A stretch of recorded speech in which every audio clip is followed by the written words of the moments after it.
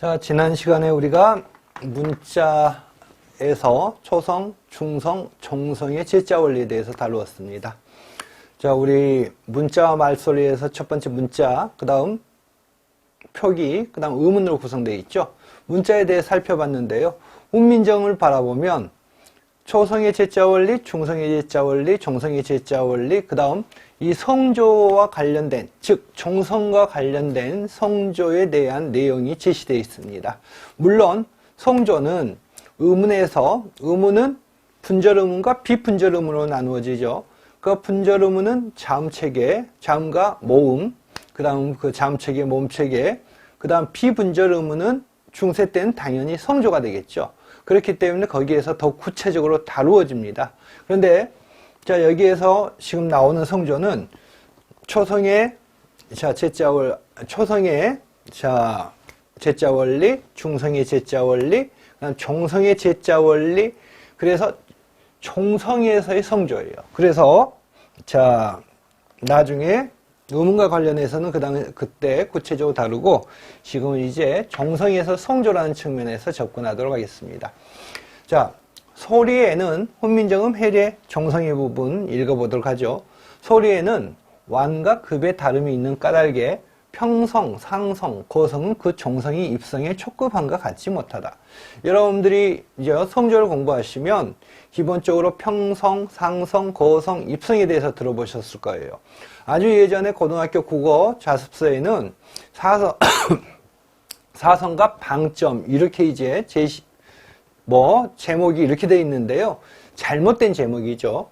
의미를 분화시키는 소리의 높낮이인 성조는 사성과 그걸 가지고 사성과 방점이라고 제시하는 것 자체가 잘못된 게 뭐냐면 성조에 대해서 이해를 하지 못하기 때문이죠. 성조는 기본적으로 평성과 거성으로 구성되어 있고요. 상성은 복합성조이고요. 자, 입성은 의미를 분화시키는 소리의 높낮이와는 상관이 없습니다. 그렇기 때문에 사성과 방점 이렇게 접근하는 것은 올바르지 않죠. 자, 여러분들이 입성하면 이건 들어보셨을 거예요. 입성은 촉급한 소리, 빨리 끝닿는 소리, 또는 안 울림 어떤 고등학교 책을 보면 안 울림 소리로 끝나는 말 이런 식으로 제시되어 있잖아요. 그렇죠? 너무나 추상적이에요. 구체적인 내용은 없이 그런 식으로 제시되어 있기 때문에 교사들도 가르치기 위해서 더 구체적으로 들어가지 못하니까 그런 식으로 얼버무리면서 끝나는 거죠. 자, 우리 훈민정음 종성의 해례의 종성의 부분을 보면 그 부분을 충분히 이해하실 수 있을 겁니다. 소리에는 언제나 자, 센 소리가 있고 세지 않은 소리가 있다는 것은 우리가 다루었잖아요. 그쵸? 초성의 제자 원리에서 예를 들어서 기역보다 키역의 소리가 더 거세기 때문에 가획을 했습니다. 그쵸? 니은보다 소리가 더 세기 때문에 니은에다가 자, 지난번에 다루었는데요. 지난 시간에 소리가 더 세기 때문에 가획을 했고요. 디귿보다 티읕이 소리가 더 세기 때문에 가획을 했죠. 그런데 자, 이렇게 나눠보죠. 조금 이따 이쪽으로 다시 들어올게요. 그래서 평성, 상성, 거성은 그 종성이 입성의 촉급함과 같지 못하고, 촉급함과 같지 못하다는 것은 소리가 급하지 않다는 것. 이게 뭐죠? 느리다는 말이 되겠고 급하다는 말이 되겠죠. 아하, 평성, 상성, 거성은 그 종성이 입성처럼 촉급하지 못하군, 급하지 못하군, 느리군, 완하군.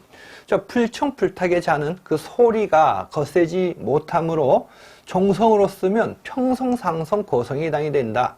전청, 차청, 그 다음에 전탁의 자는, 전청, 차청, 전탁의 자는 소리가 거센 까닭에 종성에 쓸 때는 입성에 해당한다. 이렇게 되어 있습니다. 아하, 불청, 불탁. 그래서 여러분들이 이 기본자, 차청, 가획자 이것들 보면 이 안에서는 이렇게 소리가 거세고 거세지 않고로 나누어지지만 불청, 불탁자와 비교하면 상대적으로 불청, 불탁자가 더 뭐가 되는 거죠? 소리가 세지 않다는 것을 나타내는 거죠. 그래서 이 불청, 불탁자와 전청, 차청, 전탁자 들과 이렇게 비교를 하면 자, 소리가 거세지 않은 기본자도 불청불탁자에 비해서는 소리가 뭐죠? 거세 것이 되겠네요. 그쵸? 자, 그리고 또 여러분들은 이제 평성, 상성, 거성이기 때문에 어우, 뭐 거기에 쓰는 글자가 많을 거야 라고 생각하시는 사람들이 있겠지만 실제 평성, 상성, 거성 등은 이 정성에 불청불탁자가만 나타난다는 겁니다. 불청불탁자만 나타나는 것.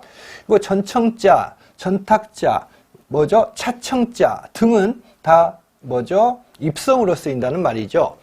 자, 그래서 이걸 정리한 내용 들어가 보죠. 종성에서의 성조, 종성에서 소리가 거세지 않은 불청불탁자, 이은, 니은, 미음, 이응, 반치음, 니을은 평성, 상성, 거성에 해당하고, 그러니까 종성에서 소리가 센 전청, 차청, 전탁자인 기역, 디귿, 비음, 여린이읒, 시옷 등등은 입성에 해당한다라는 말입니다. 이해가 되십니까? 성조대에서 조금 더 이제 여러분들 이해가 되시죠? 이 표는 많이 보셨을 거예요. 그쵸? 자, 근데 평성, 상성, 거성, 그다음 입성 이렇게 되어 있는데 평성은 가장 낮은 소리, 거성은 가장 높은 소리, 상성은 낮았다가 높아지는 소리. 당연히 그러니까 소리가 길 수밖에 없겠죠. 그래서 15세기에는 소리가 얘는 상성은 길게 발음이 되고요. 얘들은 짧게 발음이 되죠. 그래서 16세기에 성조가 소멸하면서 소리의 높낮이에서 소리의 길이로 바뀌어지잖아요. 그쵸? 근데 갑자기 바뀌어지는 게 아니고 15세기 때부터 이 성조는 자, 소리의 높낮이 플러스 소리의 길이도 가지고 있었다는 말이 되겠고 소리의 길이가 없어지니까 소리의 높낮이가 없어지니까 소리의 길이가 뭐가 되는 거죠, 여러분? 이제 의미를 분화시키는 역할을 소리의 길이가 담당한다는 것이 되겠죠. 입성은 이것과 상관없이 아까 촉급한 소리라 했습니다. 입성은 이 소리의 높낮이와 상관없이 그렇기 때문에 입성은 평성을 받을 수도 있고 상성을 받을 수 있고 거성을 받을 수 있다는 거예요. 자, 다시 한번 우리가 방금 전에 했던 내용들을 다 정리를 해보면 자, 평성, 상성, 거성은 종성에서 불청불탁자 옛니응, 니은, 미음, 이응, 반치음, 니을 입성은 전청, 차청, 전탁자들. 자, 이걸 표로 정리했는데요. 자, 이 평성, 상성, 거성은 완하고 자, 입성은 급하다. 그쵸? 그럼 평성, 상성, 거성은 종성에서 불청불탁, 그 다음에 입성은 전청, 차청, 전탁, 그 다음 소리의 세기와도 연결이 되네요. 그쵸? 소리의 세기와도 연결이 되는 것. 자, 이 정도 기본적으로 여러분들이 알고 계실 필요가 있겠습니다. 종성에서 자, 입성은 전청, 차청, 전탁, 그 다음에 평성, 상성, 거성은 불청불탁자. 자, 이걸 바탕으로 이제 기본적인 지식으로 가지고 지식으로 이해를 하고요. 그 다음 의문에서 또 더 구체적으로 의문의 관점에서 다루도록 하겠습니다. 자, 훈민정음 종성의 규정 여러분들이 보시는 것처럼 종성, 부용, 초성의 규정, 용비어천가와 월인, 청강, 지곡에 적용이 되고요. 또 종성, 합용, 즉, 병서, 종성, 동이라 했습니다. 자, 니을, 기역, 기역시옷, 시옷, 그 다음 니을, 기역, 시옷 등 병서자가 종성으로 쓰이는 규정이 있다는 것 알아두시면 되겠네요. 이 문제는 여러분에게 어떤 지식을 요구하는 게 아니고 우리가 공부했던 내용을 그냥 단순하게 개념을 확인하기 위한 것입니다. 97년도 문제이기 때문에 살짝 변형을 했습니다. 개념 확인 수준으로. 다음은 훈민정음 초성 17자의 체계와 훈민정음을 자료로 하여 조성의 제자 원리를 지도하려고 한다. 보기에 기억니은에 들어갈 말 각각 쓰시오 라고 되어 있습니다. 개념을 확인하기 위한 것이니까 뭐 자료 구체적으로 읽을 필요 없고요. 바로 들어가 보도록 하겠습니다. 초성은 모두 17자이니 아음, 기역은 혀뿌리가 목구멍을 막는 모양을 본떴고요. 설음, 니은은 혀가 윗 잇몸에 닿는 모양을 본떴고요. 미음은 입의 모양 치음, 시옷은 이의 모양 후음, 이응은 목구멍의 모양을 본떴습니다. 상형이라는 단어가 들어가야 되겠죠. 자, 기역은 기역에 비해서 소리가 셈으로 한획을 더했고, 이은에 비해서 소리가 셈으로 한획을 더해서 디귿을, 디귿보다 소리가 셈으로 한획을 더해서 티읕을, 이런 식으로 소리가 센 까닭에 가획을 했다는 말이 되겠죠. 자, 내용을 물어보는 것. 그럼 지금부터는 이제 표기를 들어가도록 하겠는데요. 이 표기는 크게 두 가지로 나누어집니다. 한자 차용 표기, 그 다음 훈민정음이 창제된 이후에 중세 표기법 이렇게 나누어져서 다루고요. 한자 차용 표기는 고유명사 표기, 그 다음 이두, 구결, 향찰 이렇게 다루고요. 지금은 고유명사와 이 시간은 고유명사와 그 다음 이두, 구결 등을 다루도록 하겠습니다. 어려운 내용은 아니고요. 고유명사 표기, 한자 차용에 대해서 먼저 간단하게 개념만 보죠. 빌차자입니다. 글자를 빌려서 표기를 했다. 그러니까 어떤 글자냐, 한자의 음이나 훈을 빌려서 국어를 표기한 것. 그래서 음차라고도 하고 훈차라고도 하고 음독, 훈독이라고도 합니다. 훈독은 또 풀석자를 써서 석독이라고도 합니다. 그래서 같이 쓰인다 해서 헷갈리실 필요는 없고요. 자, 소나 혹은 금천, 백성군 사산이냐라. 소나 이건 뭐죠? 금천이라고도 한다. 이 말이 되겠네요. 그 다음 백성군 사산 사람이다. 뭐 이런 말입니다. 자, 그러면 이걸 바라보시면 이 소나는 한자의 의미를 버려버리고 음만 그대로 끌고 와서 자, 표기하는 경우고요. 이걸 가지고 표음적 표기라고 하죠. 이 음독하는 것을, 음치하는 것을.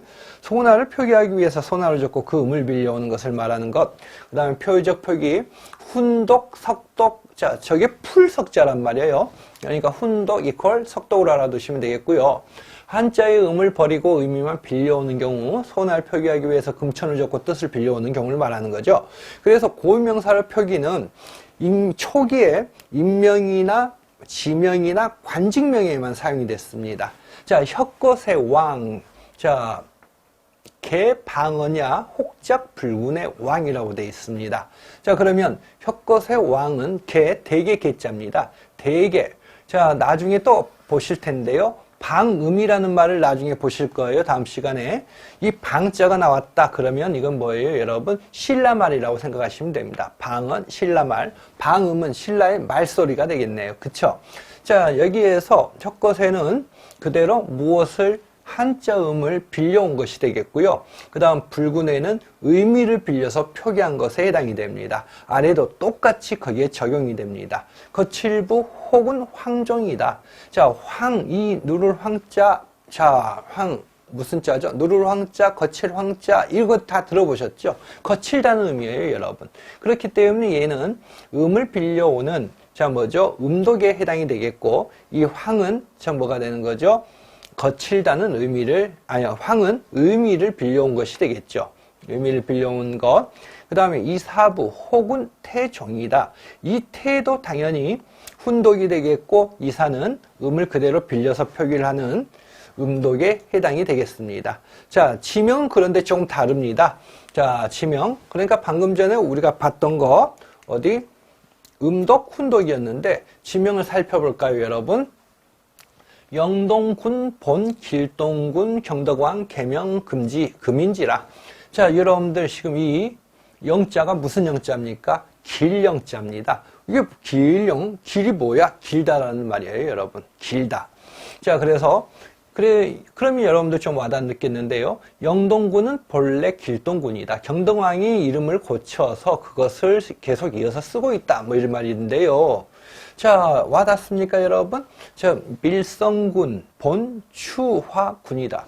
밀다라는 말이에요. 추자가. 밀추자죠. 그러면 얘는, 자, 이걸 드러내기 위해서 이 밀이라는 것을 쓰고 있는데요. 그쵸? 그 다음에 대산현, 본, 현산현이다. 자, 보시죠. 영동군 길, 영동군은, 자, 뭐죠? 이 길은 그대로 음을 끌어온 거고요. 아까 말씀드렸죠. 영은 무슨 영자냐? 길다라는 의미를 가지고 있다. 아하, 뭐가 되는 겁니까? 의미를 끌고 왔구나. 그쵸? 여러분, 훈차에 해당이 됩니다. 근데 여러분, 헷갈릴 수 있어요. 헷갈리기 때문에, 지난 시간에도 말씀드렸지만, 10권의 책을 보는 것보다 한 권의 괜찮은 책을 몇 번 보는 게 더 낫고요. 그 다음, 우리가 범위를 넘어서서 여러분이 도움이 되는 게 아닙니다. 여러분들은 정해진 시간 안에 목적을 달성해야 되기 때문에 자, 정말 시간 한 배도 전략적으로 접근해야 되고요. 공부할 범위를 정하는 것도 전략적이어야 됩니다. 더 깊게 들어가려고 하지 마시고 더 얕게 공부하셔도 안 되고요. 적정한 선을 맞춰야 되는데 그건 이제 쉽지는 않겠죠. 그래서 더 많은 책을 가지고 뭐 파버리겠다 이런 식으로 공부를 하면 한 백수가 되겠죠. 그래서 여러분들이 이건 또 말씀드렸죠. 밀다는 의미. 그러니까 얘는 추화군, 그대로 음을 끌고 들어왔는데요. 이 추의 의미가 뭡니까? 자, 밀다는 추의 의미가 밀다. 자, 그 다음에 또 밀다라는 의미를 가지고 있는데요. 여기에서 자, 이 의미를 끌고 왔어요. 그러면 지금 추라는 의미가 기본적으로 밀다라는 의미뿐만 아니라 밀다라는 의미잖아요. 그러니까 여러분들 지금 이 추는 그대로 음을 끌고 들어왔고요. 얘는 여기에서 밀이라는 의미, 자, 이 밀자를 끌고 왔잖아요. 그쵸? 밀자를 끌고 온 것.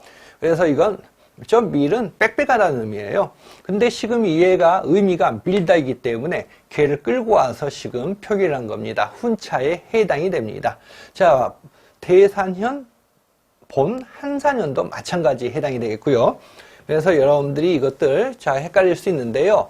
뭐 여러 책 보려고 해도 여러 책이 나와 있는 건 거의 없고요. 거의 공통점은 여기 있는 자료만 나와 있고요.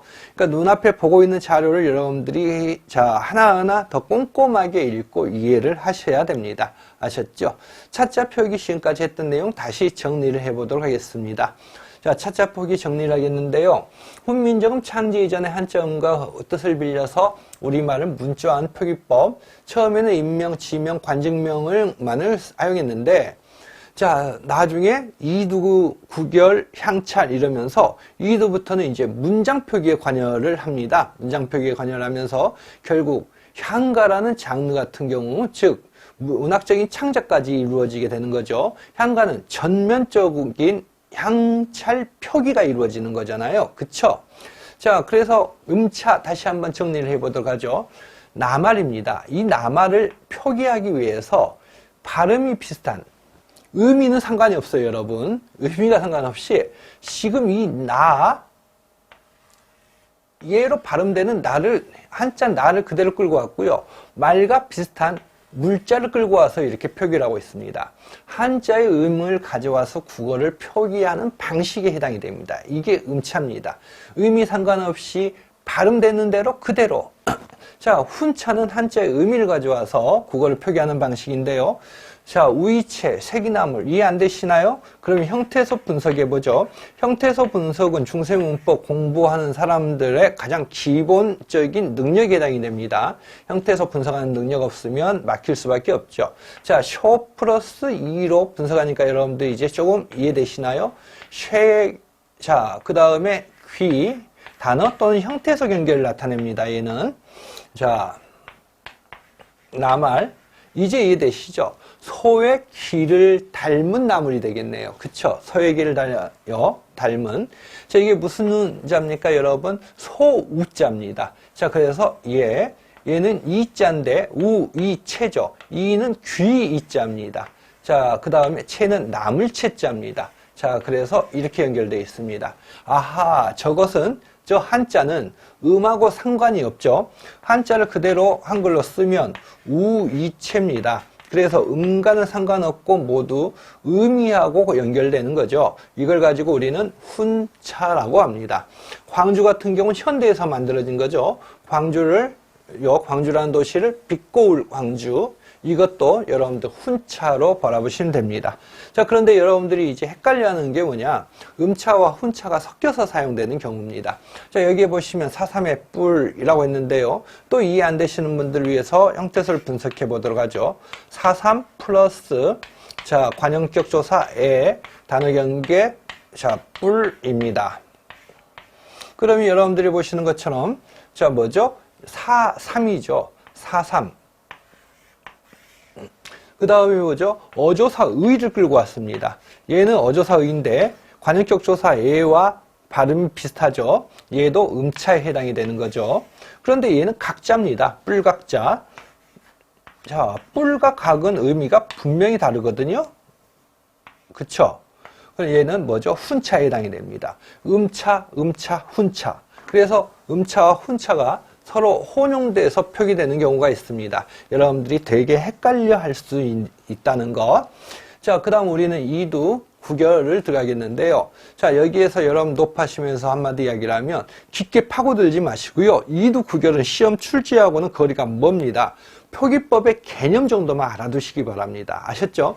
자, 이두 표기는 서기체 한문에, 자, 여기다 밑줄 그어볼까요? 문법 형태에서의 조사나 의미를 보충하는 차자 표기법.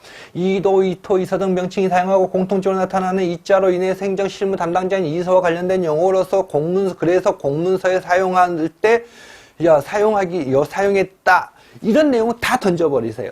여기에서 중요한 것은 한문의 문법 형태에서인 조사나 의미를 보충하는 차자 표기. 두 번째 여러분들 체크할 부분이 있는데요. 서기체는 뭐냐? 자, 임신서기서기에서 따온 문체입니다. 그래서 서기체, 임신서기서기에서 따온 문체로서 자, 이 부분이 중요한 거죠. 임신서기서기든 뭐든 이게 중요한 게 아니라 한자를 우리말의 어순대로 나열했다는 것. 중국 어순이 아니라 중국 어순은 여러분들 영어처럼 주술관계를 보여주고 있는데 우리는 주목보 이런 식으로 나가잖아요. 그렇죠? 임신년 6월 16일 2인 병서기. 자, 이게 여러분들 한번 읽어볼까요? 두 사람이 나라날 병자죠. 두 사람이 함께 맹서하여 기록하다. 오라, 우리 국어의 어순이잖아요. 중국어의 어순이 아니라. 그쵸? 자, 이제 아시겠죠? 이두 표기는 문법 형태에서는 조사나 의미를 보충하는. 두 번째, 자, 한자를 우리말의 어순대로 표기를 했다. 자, 그 다음 이제 국어의 문장 구조에 따른 어순, 초기 이두 표기죠. 방금 전에 설명을 했는데 다시 자 제시했습니다. 자, 신해년 2월 감 6일 남산 신성 작절이다. 자, 여러분 얘가 뭐에 해당합니까? 목적어에 해당이 되죠. 뒤에 자기죠. 중국어 어순은 주어 다음에 뭐죠? 서술어죠. 그러면 이 자기 앞으로 가야 되죠. 중국어 어순으로 가려면. 그런데 지금 보시면요, 보이는 것처럼 목적어 남산 신성을 지었다 이렇게 돼 있습니다. 지을 작자니까 만들었다, 지었다. 자, 그러면 우리 국어의 어순을 그대로 따르고 있다는 거죠. 자, 남산에 새로운 성을 지었다. 국어의 어순은 그대로 따르고 있다는 말이 되겠고, 이 절 같은 경우는 여러분 뭐죠? 그 다음, 남산에 신성을 지을 때, 지을 적에, 이렇게 해석이 됩니다. 자, 여기에서 이제, 그럼 강조하는 부분, 자, 국어의 어순 같다는 것은 방금 전에 이야기를 했는데요. 자, 이 부분입니다. 초기 의기두는 음독되지 않고 훈독되었고, 이두로 차용된 한자는 본래 한자가 가지고 있는 의미를 유지하였다. 이 부분이 자, 이 부분만 제대로 알아두시면 되겠죠. 왜? 자, 본격적으로 이두가 사용될 때는 이제 훈독되지 않거든요. 그래서 초기 이두의 특징 이 부분만 알아두시면 되는 거죠. 써 이자입니다. 뭐뭐로써 뭐 이런 의미죠. 써 이자인데 부사적 조사 의로 로로 읽힙니다. 아하. 자, 쟤는 한자가 가지고 있는 의미를 고려하고 있구나. 이걸 알 수가 있겠죠. 자, 한자가 가지고 있는 의미를 고려하고 있구나. 그런데 우리말 문장 표기 이제 점점점 나가서 우리말 문장 표기를 하는데 조사나 의미 표기했는데 이 부분 읽어보죠. 원문입니다. 한문. 자, 위 모배 본국 잠정 국이다. 자, 그러면 자, 이걸 표기한 이두입니다. 본국을 오라. 예. 목적격 조사가 이렇게 읽혀지네요. 자, 배반 위 견자인데 얘가 하고를 사용됩니다. 위자가 될 위 하위자입니다. 될 위 하위. 그러니까 뭐 배반하고 다른 나라를 목적적 조사를 사용되고 있네요. 얘는 연결 어미가 되겠네요. 그쵸? 자, 그래서 여러분들 차이점이 뭡니까? 우리 초기이두와 차이점 벌써 파악되셨죠? 뭐죠? 얘들은 자, 의미가 아니라, 즉, 훈독이 아니네요, 여러분. 그래서 제가 방금 아까 여러분들 이 부분 체크를 하시라 했죠. 초기이두는 음독이 아니라 훈독, 그 의미를 가지고 있었다 했는데, 지금 본격적인 이두, 그 다음 고려 조선시대 이두는 훈독이 아니고 음독과 관련이 되네요, 여러분들. 그쵸? 자, 이 부분 바라보시면, 자, 위견, 하위자라 했죠. 견자는, 자, 고자, 견자는 이제 고자하고 비슷해서 위견, 얘를 하고 이렇게 사용하고 있고요. 위량이 나오면 하여, 위호의, 하되, 이런 식으로, 자, 이 부분.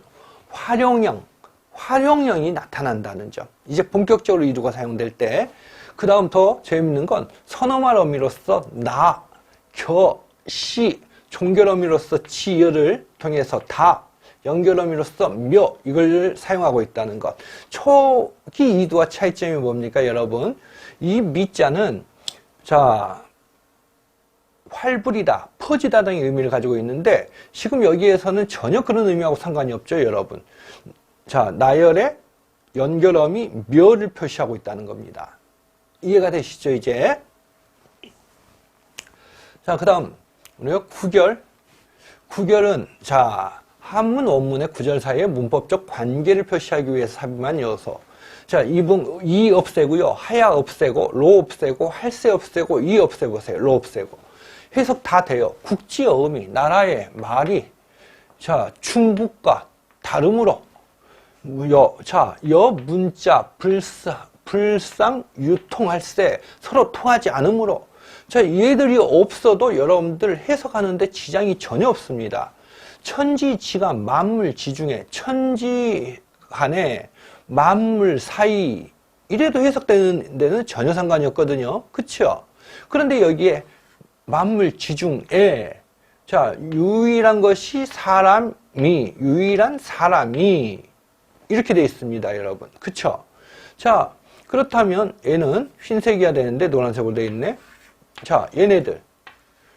그러면 구결은 우리가 저 구결이 없어도 문법적으로 해석하는 데 있어서 전혀 지장이 없는데, 저렇게 구절 사이사이에 넣음으로써 문법적 관계를 좀 더 쉽게 파악할 수 있게, 쉽게 읽을 수 있게 해주는 거죠. 이해가 되십니까? 자, 이 정도까지만 알아두시면 돼요, 여러분. 더 깊게 막 들어가시면 안 되고요. 자, 구결. 그래서 한문, 원문의 구절 사이에 문법적 관계를 표시하기 위해 삽입하는 요소인데, 자, 좀 더 쉽게 읽고 이해할 수 있게 해주는 게 구결입니다. 음독구결, 석독구결이 있는데, 석독구결 등은 순서까지도 제시했다고 하는데요. 자, 거기까지 절대 들어가실 필요가 없기 때문에, 자, 뭐죠? 석독구결이 어떤 거다, 이 정도까지만 제시를 했습니다. 여러분. 자, 딱 제가 강조하고 이것까지만 알아두라 라고 하는 것까지만 여러분들 들어가셨으면 합니다. 아셨죠? 자, 다음 시간 차자 표기의 대상과 목적 간단하게 정리하고 향찰 들어가도록 하겠습니다.